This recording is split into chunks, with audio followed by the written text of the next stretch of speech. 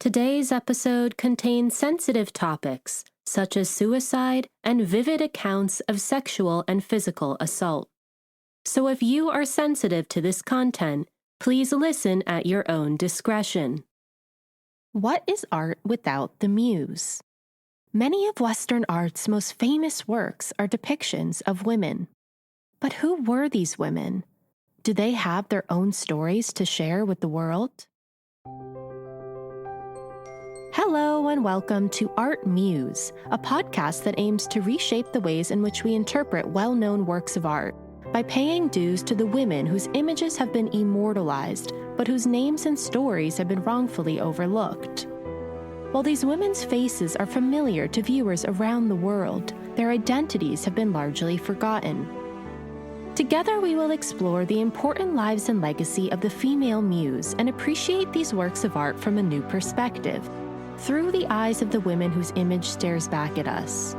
Is the muse in actuality just as, if not more, important than the artists themselves? And I'm your host, Grace Anna. Welcome to part 2 of ArtMuse's 3-part episode on Evelyn Nesbit. In part 1, we explored Evelyn's childhood, her father's tragic death, her family's subsequent financial struggles, and her chance discovery by an artist in Philadelphia. We then explored her rise in popularity as an artist model, her move to New York City, and how quickly she took the city by storm, becoming Gotham's it girl.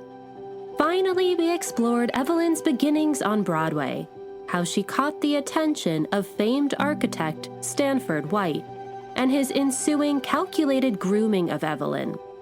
We left things off in our story just after White convinced Evelyn's mother to travel back to Pittsburgh, leaving Evelyn in his care.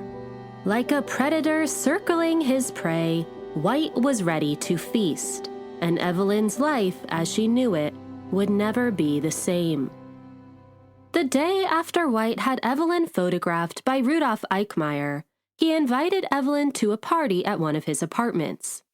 As was customary, he arranged for a car to pick up Evelyn. As Evelyn looked out the window, she wondered who might be at this party, and best of all, what delicious food might be served. As author Paula Uruburu eloquently wrote, as she toyed with the pink silk bow on her sleeve, unconcerned about everything except what she would eat and who she might meet, hungry and happy to be out, Evelyn whetted her appetite by thinking of the treats White would probably have for her.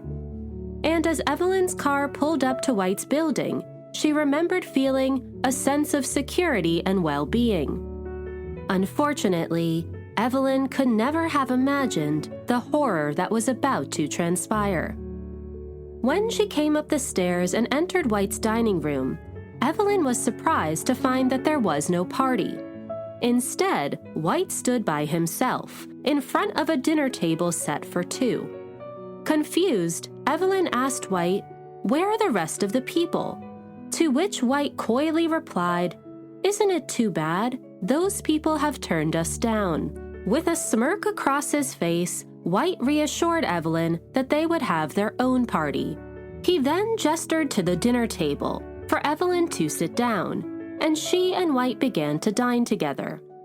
As Evelyn later wrote, "I remember that I was hungry, and the supper he offered me was acceptable, a pleasant meal with a pleasant man, a sense of security." While they dined, White offered Evelyn a glass of champagne, as was usual, but she was surprised when he allowed her to have a second glass, something he had previously strictly forbid.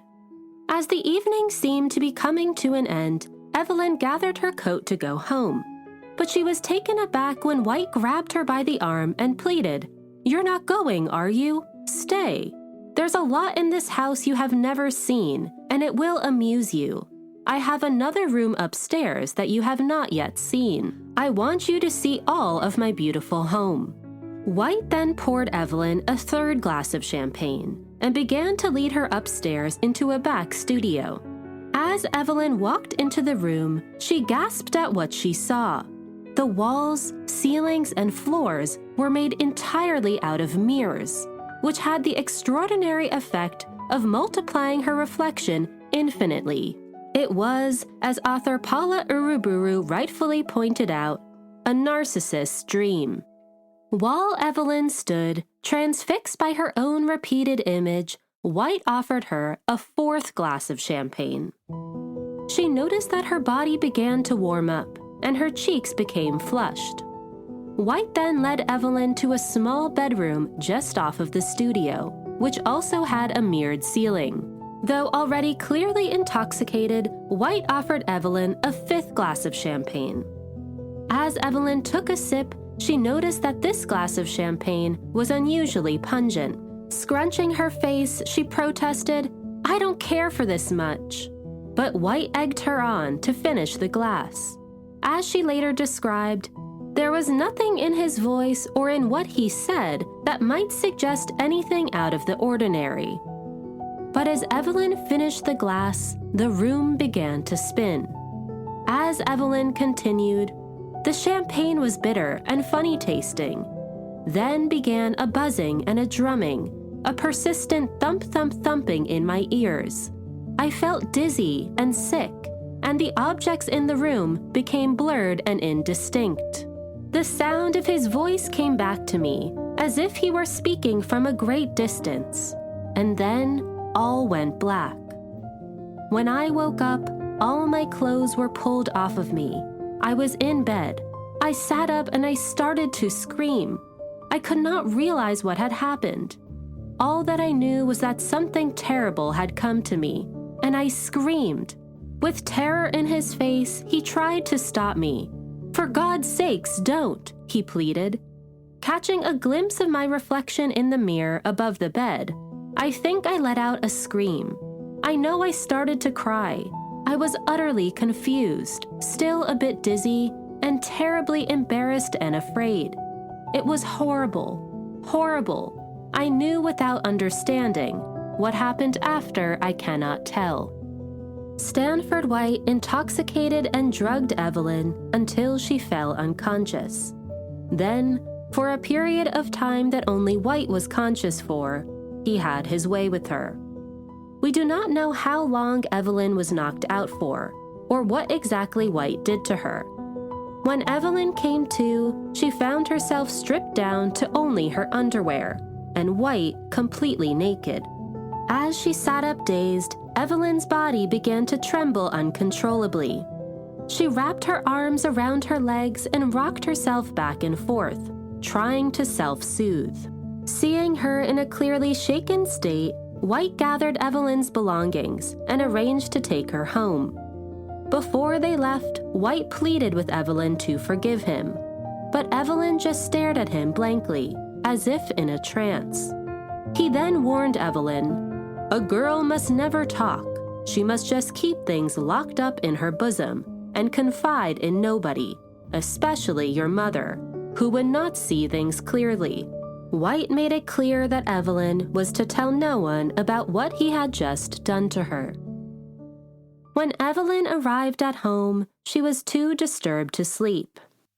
Instead, she cradled herself and looked out the window onto the bustling city below. As Evelyn later wrote, "I recollect sitting on a chair by the window of my room and watching the dawn come up over the great city.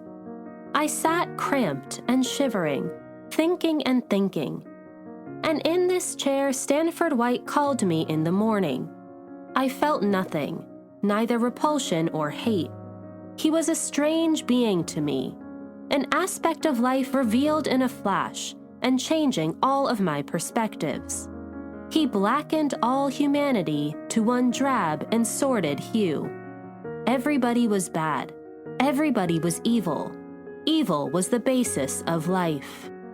At just 16 years old, Stanford White had taken not only Evelyn's virginity, but also her childhood innocence and joy for life, and she was left a shell of the girl she once was. As Evelyn continued, "My mother went out of town. I was alone in New York under the guardianship of Stanford White. I was utterly and entirely at his mercy. He dominated me by his kindness and by his authority. He abused that sacred trust that had been put into his hands. Nothing else matters. Evelyn would later come to learn that Stanford White was a serial predator who preyed upon young and vulnerable women. As Evelyn wrote, Stanford White was a member of a small clique of men who had vicious tendencies. When I use the word vicious, it is because it perfectly describes White's untamed, ruthless, and wicked actions, performed frequently without remorse, with the sense that he and his friends were immune to the laws of the land. White had a formula that apparently never varied. He found girls easy prey. He had the appearance and manner that readily impressed and deceived them.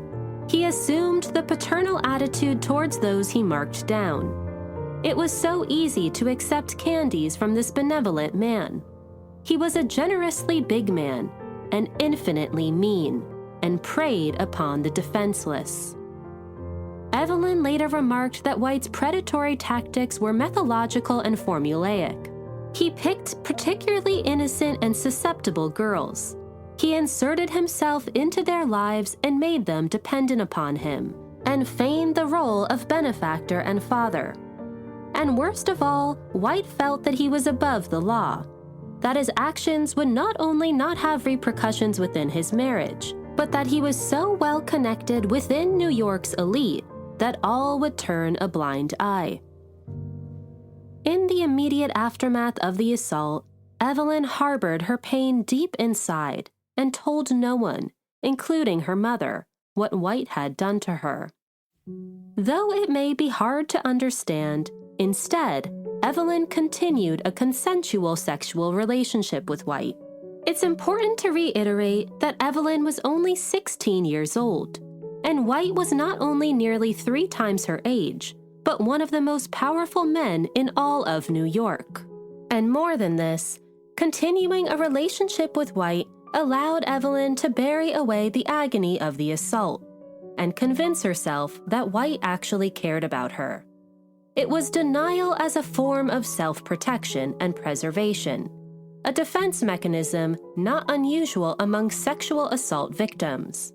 Sadly, this did not stop White from continuing to take advantage of Evelyn's vulnerabilities.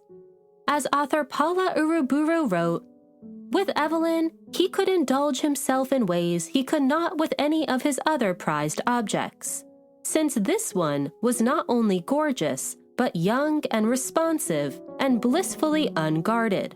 Like the perfect champagne frappe, he had pricked her at the sweetest moment of her development, when she would be at her most deliciously erotic, susceptible to decadence, and without a sexual history and no equipment for passing sour judgments.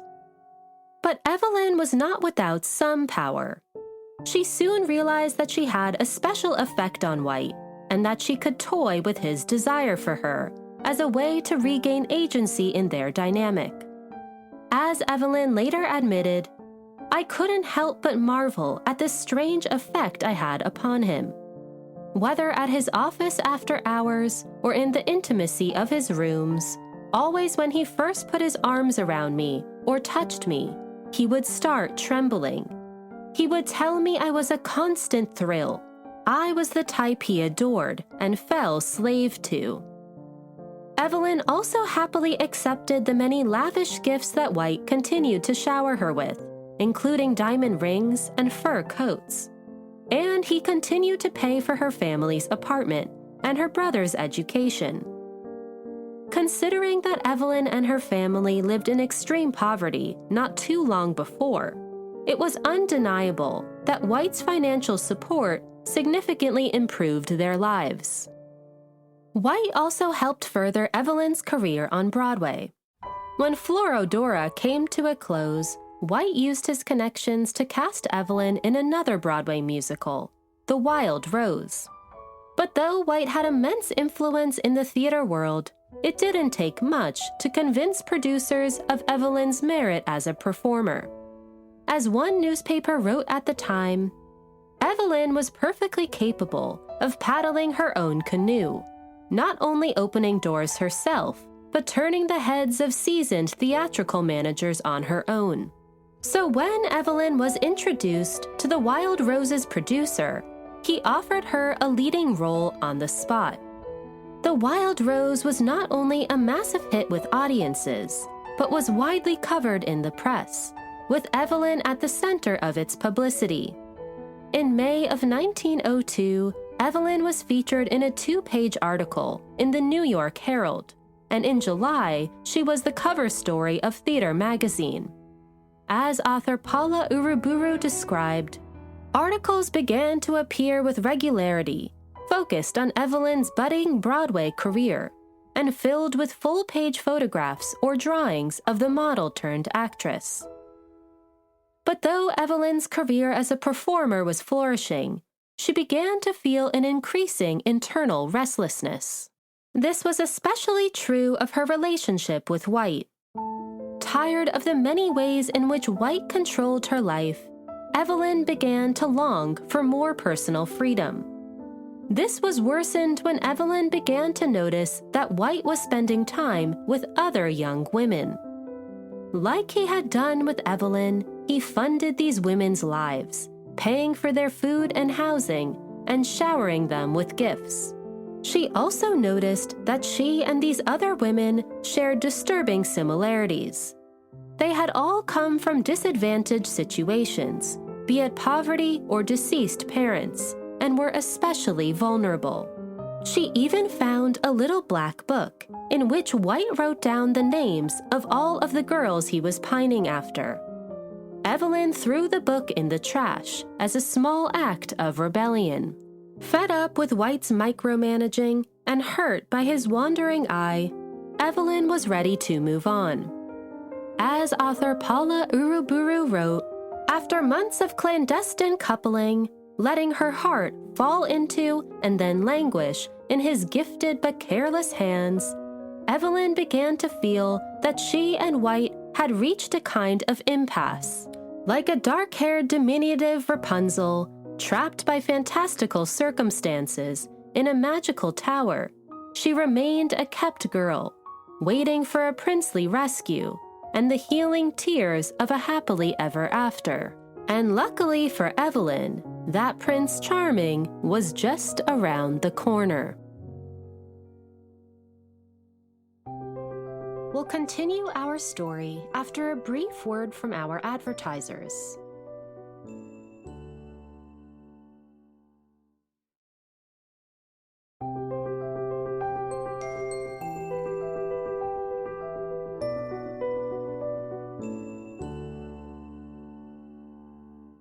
Welcome back, listeners. Now let's dive back in. One evening, while forced to attend one of White's stuffy dinner parties, filled with adults twice her age, Evelyn sat bored in the corner. But as she sighed with ennui, she noticed a young, handsome man approach her. He introduced himself as John Barrymore, from the famous Hollywood family. Evelyn was immediately attracted to Barrymore. He was good-looking, charming, and unlike White, appropriate for her age. Though she didn't know it at the time, Barrymore had long been taken with Evelyn, too. In fact, he had attended more than a dozen performances of The Wild Rose, with the sole objective of seeing her on stage. But now, facing her in person, Barrymore realized that the stage barely did Evelyn's beauty justice. As author Paula Uruburu described, that night, as Jack looked into Evelyn's molten eyes close up for the first time, his heart beat a two-step as it never had before. He was struck by not only her perfect girlish features, but also a suggestive eagerness and perhaps a hint of recklessness in her eyes that matched his own. Careful not to catch White's attention, Evelyn whispered her phone number into Barrymore's ear. The following day, they made plans for a post-show dinner. As fate would have it, White had conveniently left that day for a 2-week fishing holiday, which meant Evelyn could see Barrymore without the fear of White's watchful eye. Evelyn and Barrymore immediately hit it off, and soon could be seen all over town ogling each other. They continued to go on daily dinner dates for the rest of the 2 weeks that White was away. It didn't take long for the press to take notice of New York's hottest new couple. One headline reading, "The Bohemian Barrymore paid swift and tempestuous court to the Broadway beauty." Evelyn was thrilled to be dating someone her own age for a change, and loved Barrymore's playful and adventurous spirit. So when White returned from his fishing trip, Evelyn refused to stop seeing Barrymore. But much to her surprise, White did not get in the way of their burgeoning relationship, and Evelyn continued to see Barrymore for the next few months without White's intervention. There are a few reasons as to why White turned a blind eye.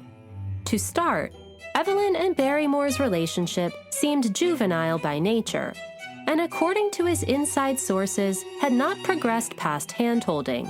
And more importantly, White wanted to keep his own relationship with Evelyn well under the radar. Instead, it was Evelyn's mother who took issue with Evelyn's fling with Barrymore. She warned Evelyn that Barrymore was young and reckless and not a suitable match for her. But Evelyn, for the first time in her life, defied her mother's wishes. When her mother tried to stop her from seeing Barrymore, Evelyn willfully shouted, "If Jack wants to see me, to marry me even, then I want to be with him." But unfortunately, their relationship did not have the happy ending Evelyn dreamed of. One night, while hitting the town with Barrymore, Evelyn had one too many drinks and was too intoxicated to make it back home. She decided to crash on Barrymore's couch to sleep the alcohol off. But Evelyn always returned home after a night out, even if it was in the wee hours.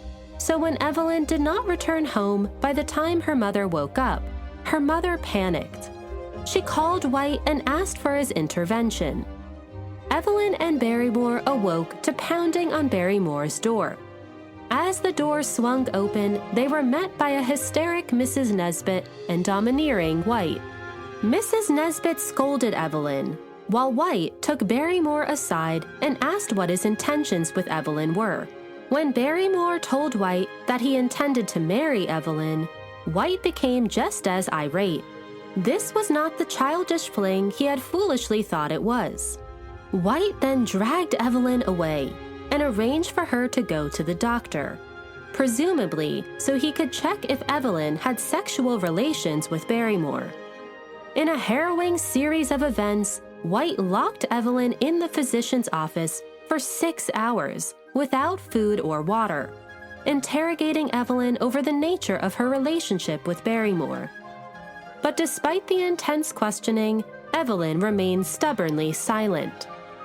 The next day, Evelyn and Barrymore were summoned to White's office, where White began to interrogate Barrymore in the same way that he had Evelyn. But not only did Barrymore not answer White's questions, he whirled around, got down on one knee, and asked Evelyn to marry him. White's eyes nearly bulged out of his head, and he glared at Evelyn warningly. Shaking with fear, all Evelyn could mutter was, "I don't know."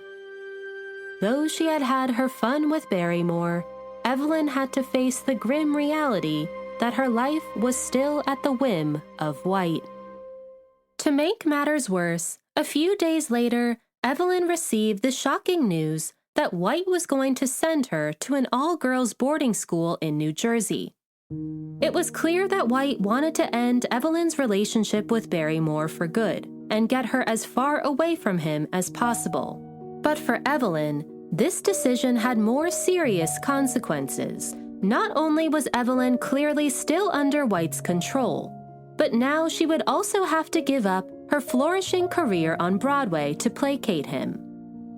As author Paula Uruburu described, after the initial shock and a bolt of searing pain ran through her abdomen, Evelyn described her feelings as dismal at the prospect of being lifted out of the light and glitter of Broadway, only to be dumped into the quiet and peaceful dullness of what she perceived a convent school. But both White and Mrs. Nesbit insisted that she be penitent and obey. Evelyn would not only have to leave Barrymore behind, but also New York's greatest stage. But as Evelyn begrudgingly prepared to be sent off to school, a third man would come into the picture, a man that had his own vendetta against Stanford White, and who would irreparably change the course of Evelyn's life. It was around this time that Evelyn became acquainted with a man named Harry Thaw, a fellow Pittsburgh native who was heir to his father's multi-million-dollar fortune. But though Evelyn had just become aware of Thaw, he in fact had been infatuated with her for well over a year. Thaw first noticed Evelyn as a chorus girl in Florodora. In fact, Thaw became so enamored with her that he watched her perform every evening for an entire month.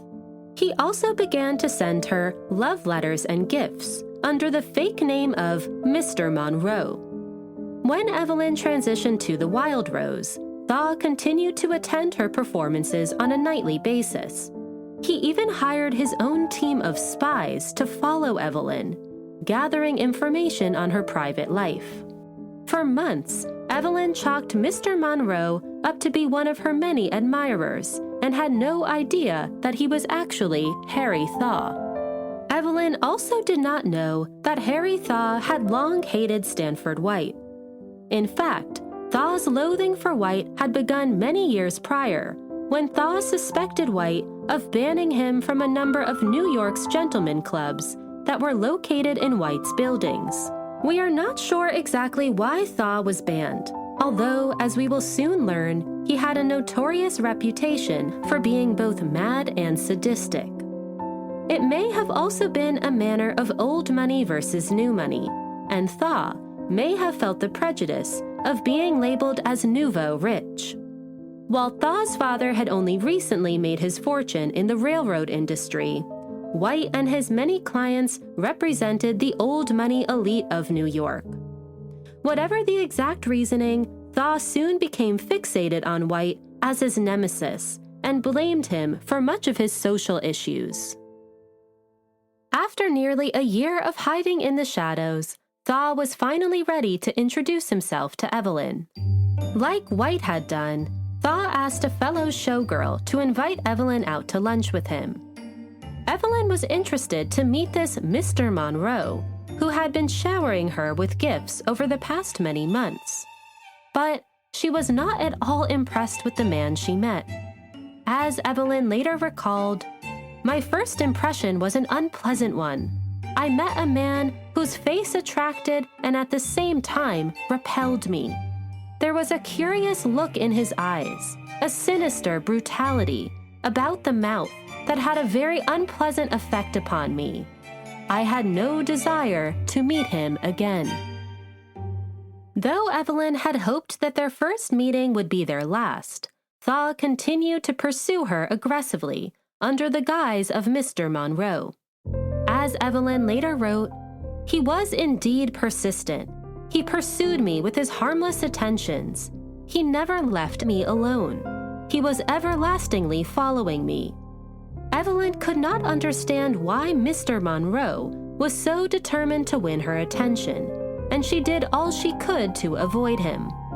But one evening, he ambushed Evelyn at a post-show dinner, not only surprising her with his presence, but also finally revealing his true identity. Unfortunately for Thaw, Evelyn remained unimpressed and batted her eyes at him with annoyance. Thaw continued to flood Evelyn with love notes and phone calls over the course of the next few weeks. He even paid a visit to her mother, trying to make a good impression.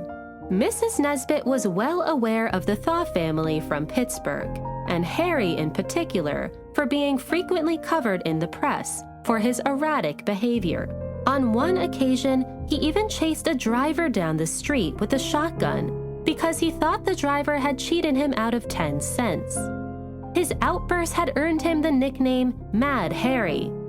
Needless to say, Mrs. Nesbit quickly turned Thaw away.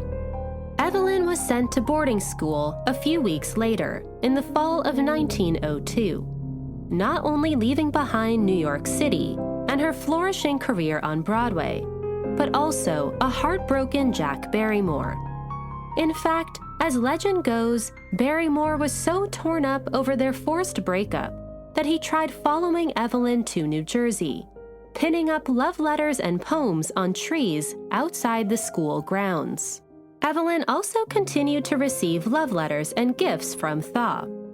Though Evelyn had initially been turned off by Thaw, she eventually found his unabating affection endearing, and certainly felt that he was more genuine than White.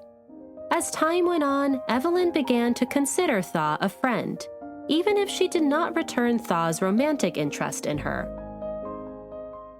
Unfortunately, Evelyn did not find school as dreadful as she had feared. It didn't take long for her to make friends and become one of the most popular girls of her class. As Evelyn later described, "I found myself among these girls as something of a heroine. I was a real-life actress, transplanted into their midst. We used to put on little plays and makeup with some homemade cosmetics. For the first time in a long time, Evelyn could enjoy a sense of normalcy and be among peers of her own age. But she did eventually grow restless and became anxious to get back on the stage. As she continued, when one comes to think it over, it is good to have lived.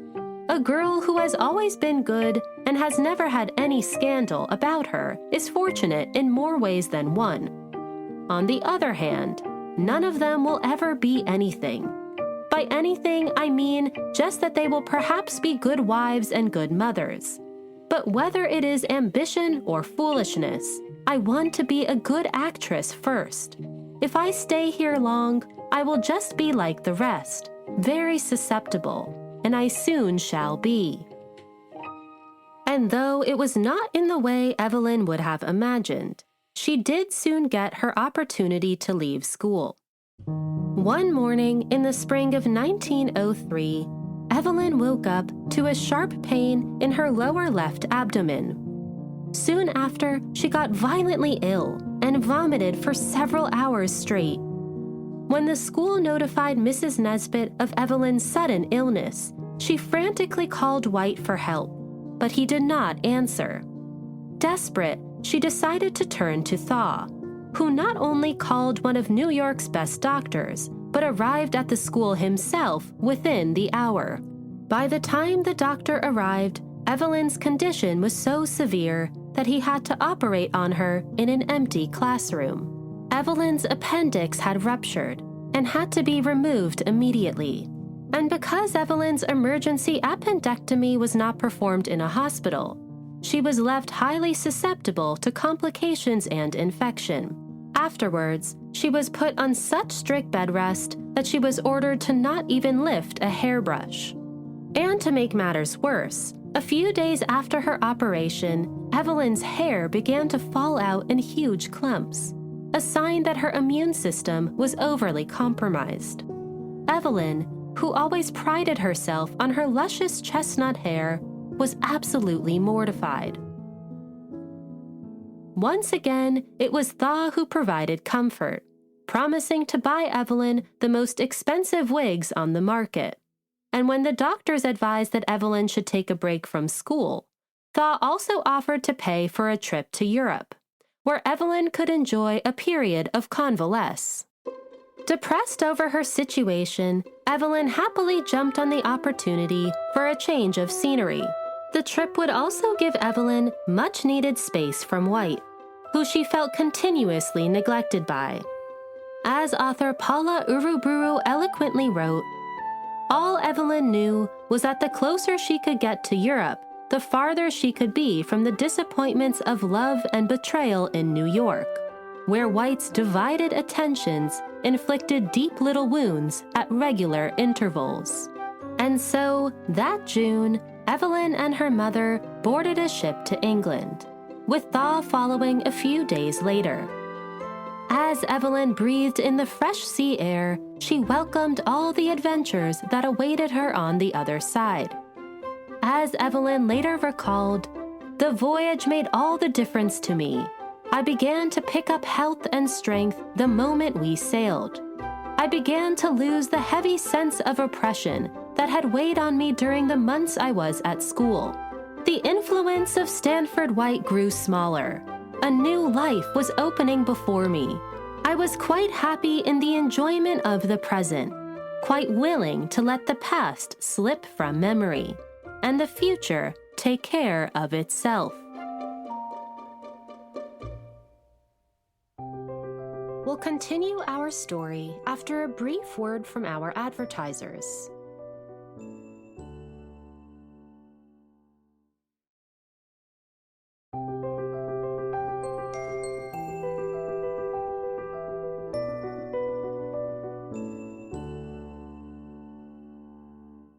Welcome back, listeners. Now let's dive back in. The first few weeks of Evelyn's European trip were pleasant. Evelyn and her mother settled in England, where Thaw soon after joined them, and the three enjoyed plenty of sightseeing and excursions. But what Evelyn and her mother did not know at the time was that Thaw was trying very hard to be on his best behavior and hiding what can only be described as his sadistic tendencies. Thaw showed signs of narcissism and aggression from the time he was a young child. He often threw temper tantrums, and his parents found it near impossible to discipline him. By the time Thaw reached his teenage years, his erratic and violent behavior only worsened. As author Paula Uruburu described, because he was a child of wealth and privilege, his bizarre actions were tolerated as eccentric by his family and as spoiled by the staff, so that by the time Harry reached his late teens, a repertoire of puerile behavioral abbreviations was firmly established as part of his inventory of adult quirks. He continued to talk in baby talk, and at other times he was given to outbursts of uncurbed animal passion. He often amused himself by throwing sharp, heavy objects at the heads of servants. He was reported to have pulled off the tablecloth and kicked his pheasant and foie gras into the fireplace on several occasions when they were not prepared as he had directed. It was also reported that after a half-hearted suicide attempt to cut his own throat, Harry had been temporarily committed to a private sanatorium in England. Unfortunately, as Thaw grew into adulthood, his tendencies would turn only more and more barbarous. In fact, a few years before meeting Evelyn, Thaw violently abused a number of young women, luring them into his apartment under the false pretext that he was tutoring them. Much to their horror, when these women arrived, Thaw tied them to chairs with handcuffs and whipped them with dog whips. As Evelyn much later described, Thaw was something of a moral pervert. Of his flogging propensities, there is no need to tell. He was given to practices that are not pleasant to relate. On one occasion, as I was told, he amused himself by pouring hot boiling water over a girl in a bath, and on another occasion, he had flogged a young girl who had been strapped to a bedpost. In fact, one of these victims even testified in court, only to suddenly and mysteriously die shortly afterwards. So a few weeks into their trip, after Thaw tried his hardest to suppress his bestial compulsions, he eventually needed an outlet for his rage. Unfortunately, his loyal servant Bedford would be on the receiving end of Thaw's temper. One afternoon, Thaw left a pile of coins in his hotel room as bait, hoping that Bedford would take one. Thaw then hid behind a screen and waited for Bedford to enter. When Bedford came into the room and saw the coins, he picked one up and stared at it curiously, only for Thaw to jump out from behind the screen and start to berate him. Thaw then dragged Bedford into the bathroom, forced him into the tub, and beat Bedford with a whip. Bedford's injuries were so severe that Thaw eventually had to pay him $5,000 in damages. When Evelyn and her mother caught word of Thaw's brutal attack, they were shocked. As Evelyn later wrote, "There can be no doubt that Harry's object in laying a trap for Bedford, who had shown no disposition to steal, was to administer a flogging that was unjustifiable and wicked, a malicious act that in some way seemed to gratify him." And unfortunately, things were about to get much worse. Though Evelyn had now seen a new side of Thaw, she would never have imagined that she would become his next victim. As the trip went on, Thaw became more and more irritable. He began to press Evelyn for her hand in marriage, proposals that became so persistent that Evelyn found them harder and harder to refuse. Thaw was also constantly butting heads with Evelyn's mother, who was growing increasingly tired of Thaw's intense itineraries and micromanaging. And what's worse, Thaw found ways to divide a wall between Evelyn and Mrs. Nesbit, causing tension between mother and daughter. Eventually, things got so tense between the three of them that Thaw decided to travel to Paris with Evelyn and leave Mrs. Nesbit behind in London. What Evelyn did not realize was that Thaw had accomplished exactly what he had secretly wanted. He now had Evelyn all to himself in a foreign country with no one to protect her. Now alone, Thaw began to aggressively ask for Evelyn's hand in marriage again. Fearing Thaw's temper, Evelyn felt increasingly uncomfortable turning him down. And each time she did, Thaw kept insisting he know why she was refusing to marry him. As Evelyn described, there was no fending him off with excuses, with reasons or with explanation as to why marriage was not desirable. Afraid, alone, and exhausted by Thaw's unabating questions, Evelyn felt cornered with no escape. Of course, the real reason she could not marry Thaw, or anyone for that matter, was because of White's abuse and their subsequent secret relationship. But at her wit's end with Thaw's relentless questioning, Evelyn broke down and decided she would tell Thaw her darkest secret, the one she had harbored deep inside and had never told anyone about. As author Paula Uruburu eloquently wrote, Evelyn could take his harrying no longer, frightened yet almost oddly relieved that the abominable truth that she had carried for so long was about to be unleashed. An emotionally, mentally, and physically exhausted Evelyn wavered. She stated one more time, "I cannot marry you." "Why not?" Harry pleaded. Evelyn hemmed and hawed and hemmed, then began slowly and deliberately saying, "Because..." But she paused, as if trying to catch her breath. After months and months of Harry's hounding and challenging her to explain her stonewalling, Evelyn's resolve crumbled, and her common sense collapsed into dust. And then she made the worst mistake of her life. She decided to tell Harry the truth about the man who had stolen her innocence in the guise of a guardian and friend. With her palms sweaty with fear, Evelyn told Thaw how White had assaulted her, starting from the very beginning with White's deliberate grooming of her, to how White convinced Evelyn's mother to leave town, and finally, to that harrowing evening when Evelyn found herself unconscious in White's bed.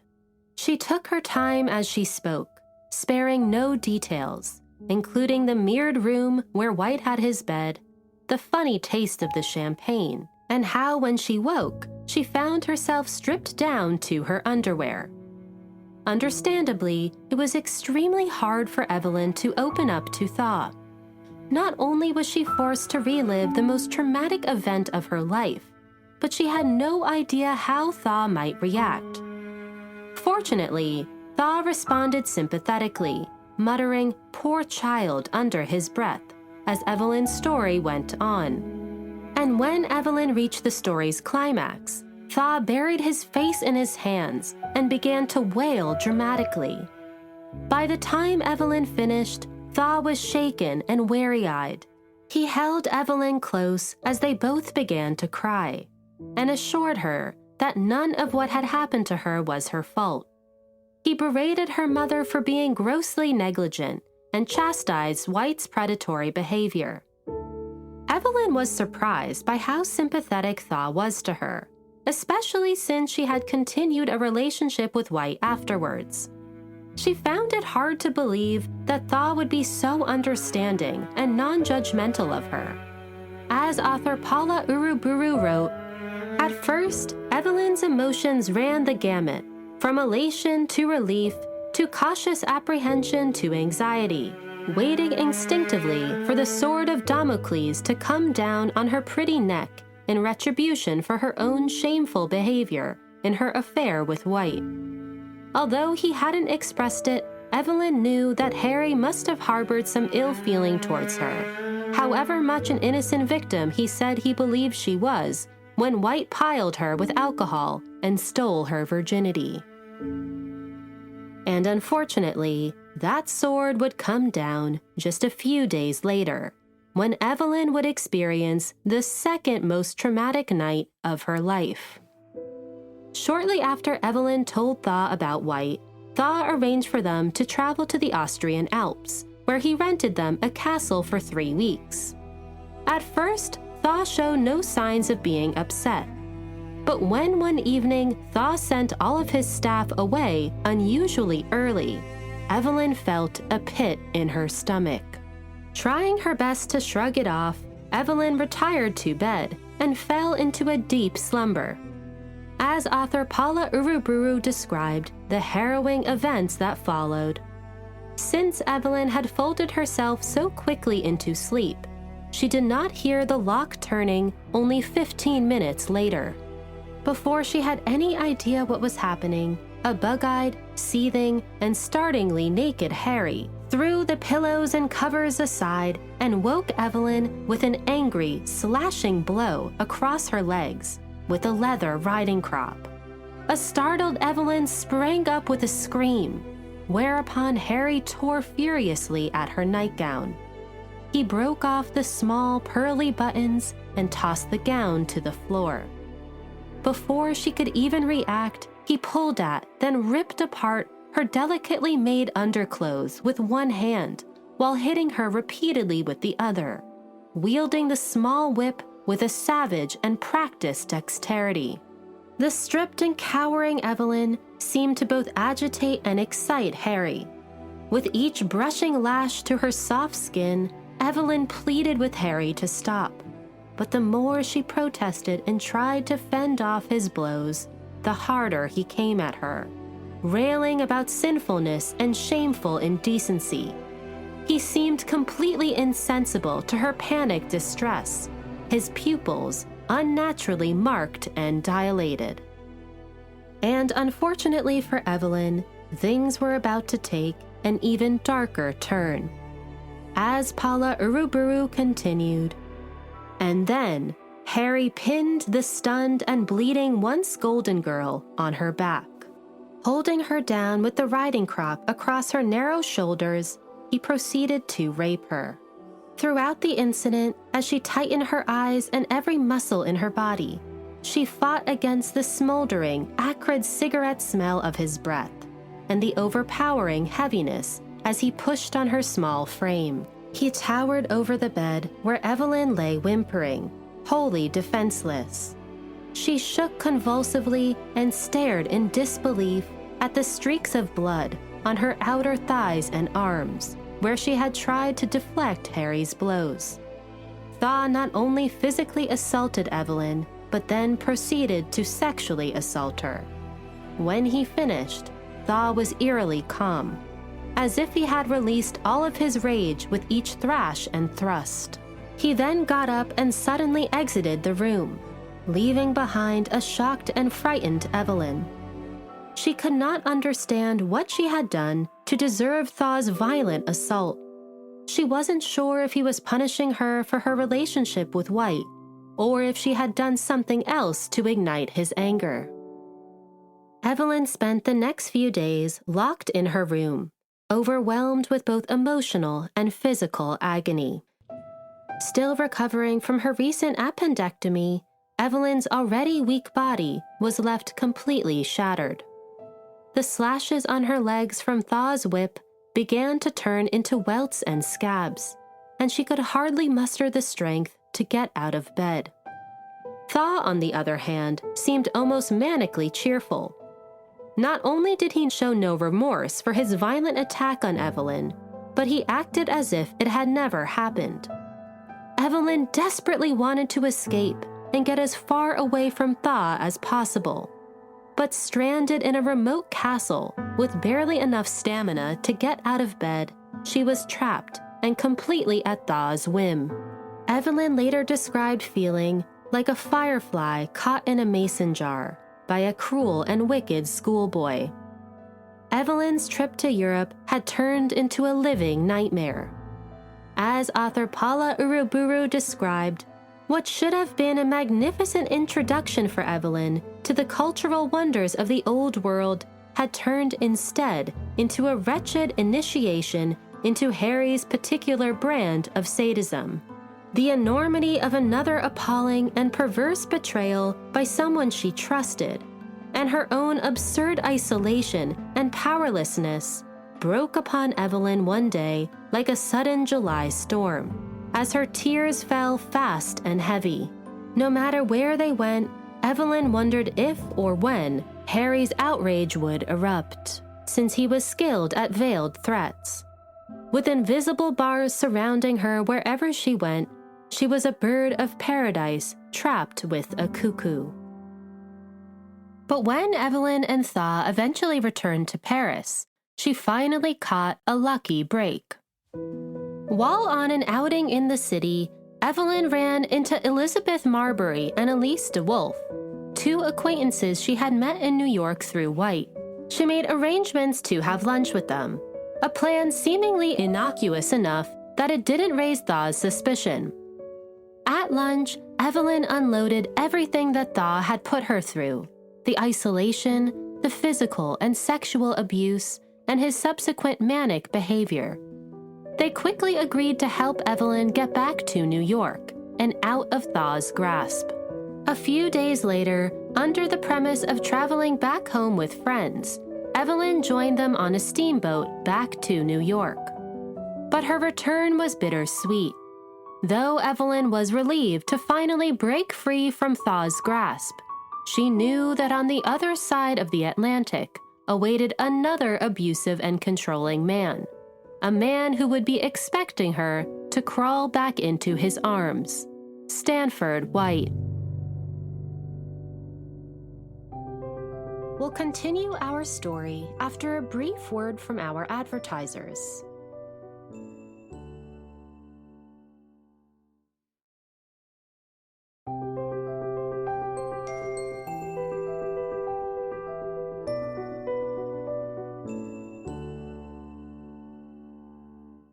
Welcome back, listeners. Now let's dive back in. Evelyn returned to New York in October of 1903. Shortly after her arrival, she began to learn disturbing details about Thaw's violent history, and that she was not the first woman that he had brutally attacked.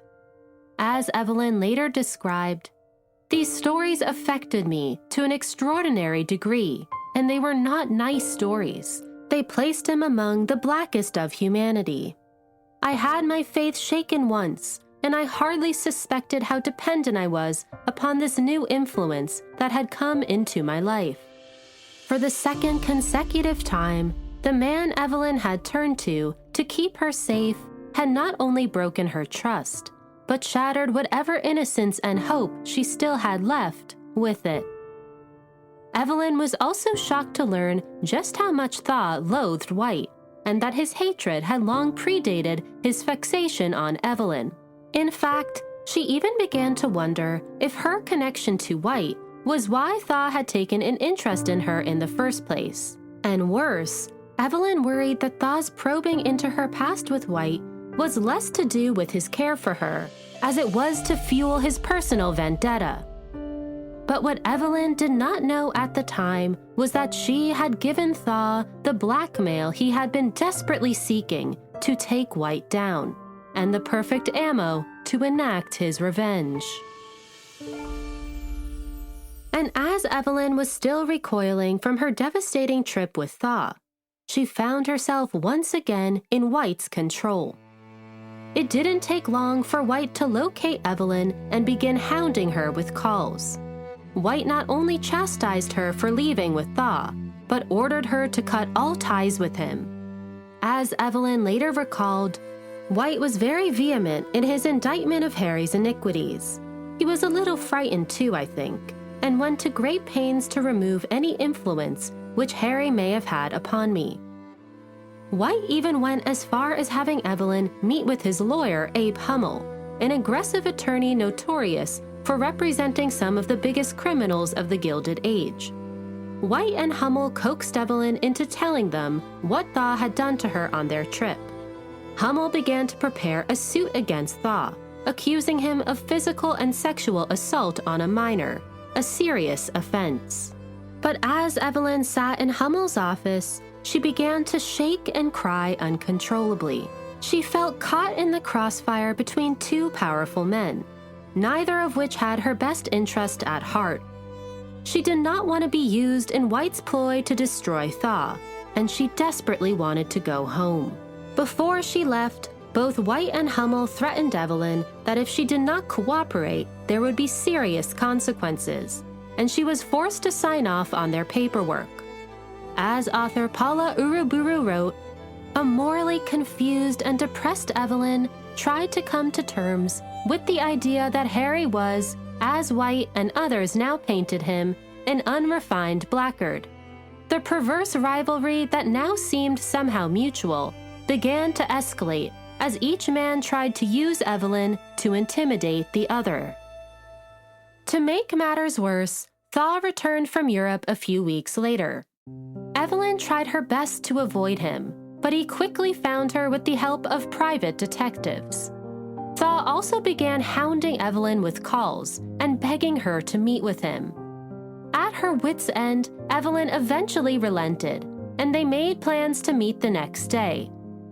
When Thaw saw Evelyn, he was shocked to find a completely changed woman.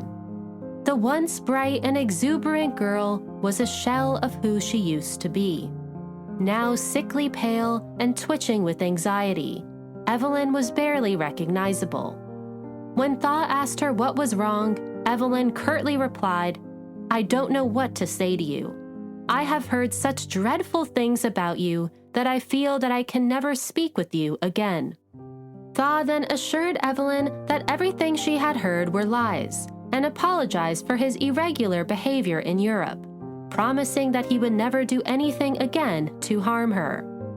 Desperate for peace of mind, Evelyn was inclined to believe him. We have to remember, too, that Thaw was a seasoned manipulator, and Evelyn was not only 17 years old, but extremely physically and emotionally compromised. Perhaps foolishly trusting Thaw, Evelyn then told him about White's suit against him. Thaw once again pleaded his innocence with so much conviction that she began to second-guess everything that she had heard about him. As author Paula Uruburu wrote, having achieved what he wanted, to counter White's smear campaign by planting his own corruptive seeds of doubt, Harry left. As he took a final look at Evelyn's eyes, he could see his plan was succeeding. With her vision hopelessly narrowed by the bleak circumstance she was in, Evelyn rashly wanted to believe in something, as it had been when she confessed to him about her ruin.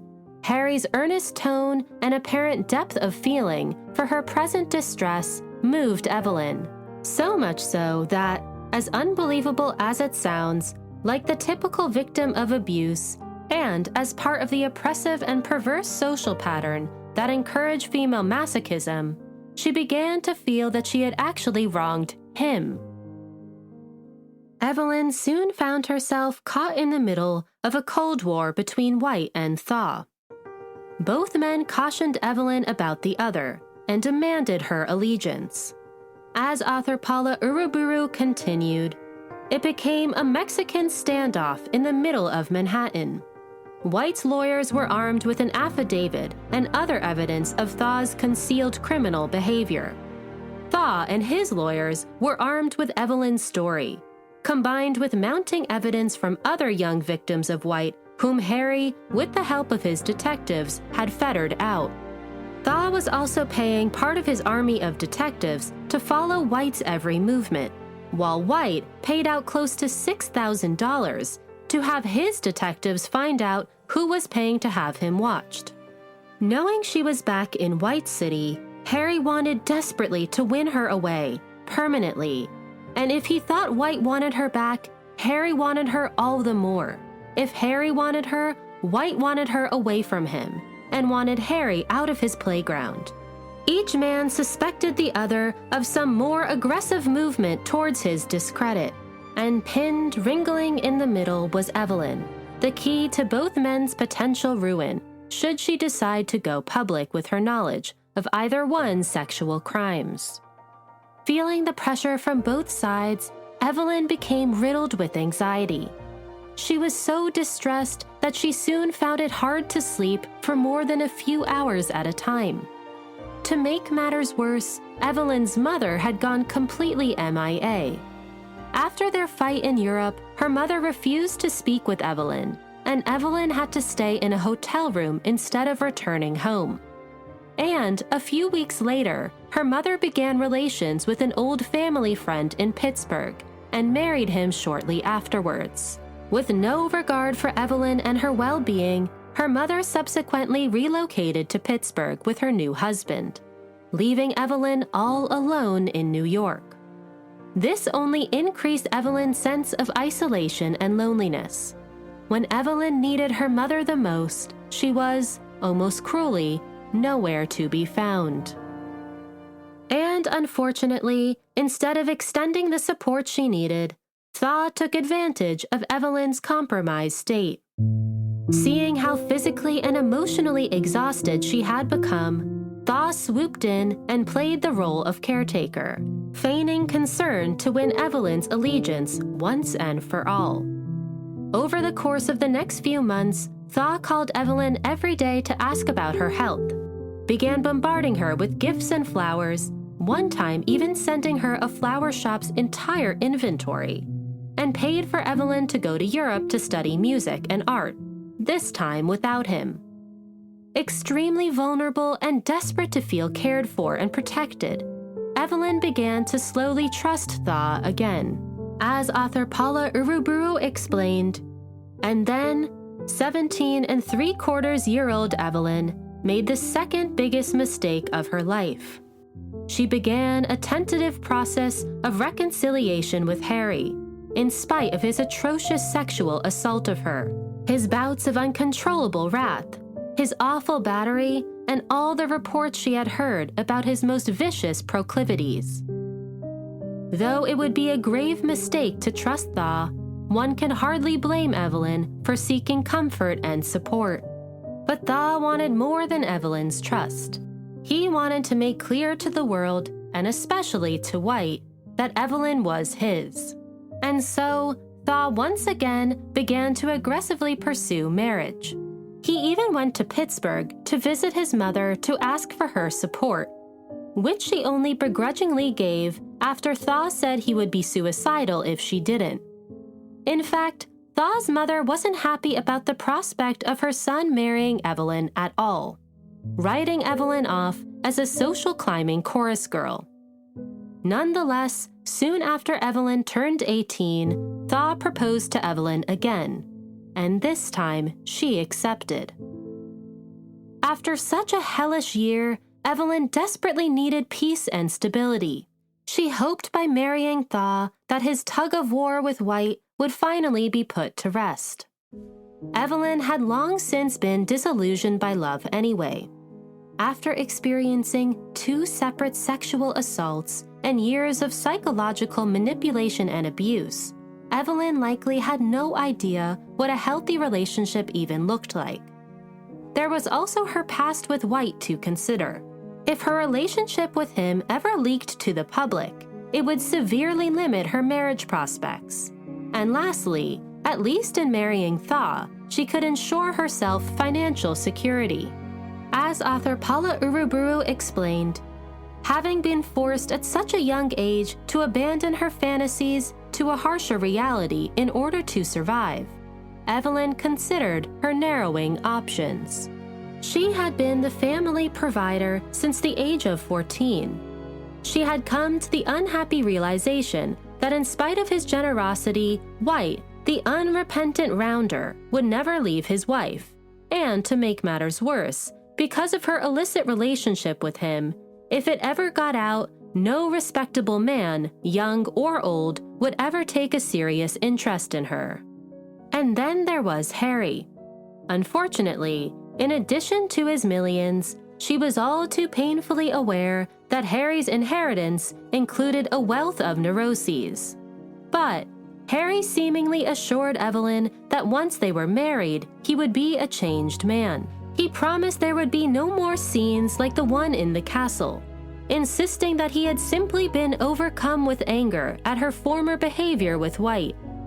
And what, after all, did Evelyn know about moral boundaries, or the opposite sex, about true love, or honesty, or normalcy of any kind of relationship, familial or romantic?